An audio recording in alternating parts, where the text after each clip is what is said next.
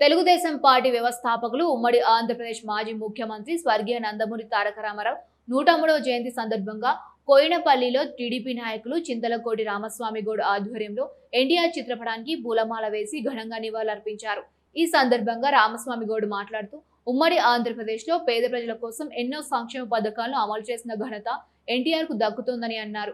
₹2 kilo బియ్యం, పేదలకు pension, Janata వస్త్రాలు, మహిళలకు సమాన హక్కులు తదితర ఎన్నో సంక్షేమ పథకాలను అమలు చేశాడని, ఆయన అడుగుజాడల్లో తమ పార్టీ ముందుకు సాగుతోందని అన్నారు. ఈ కార్యక్రమాల్లో టీడీపీ నాయకులు మిర్యాల భాస్కర్, నరసయ్య, మల్లారెడ్డి, నేదూరి మల్లేష్, తుమ్ రాజు, వడ్నాల సుధాకర్, కృష్ణ, అంజయ్య, గుమ్మడి మల్లేశం, మార్కు రవి, సంకుర్తి భూమయ్య, వరాల దేవయ్య తదితరులు పాల్గొన్నారు.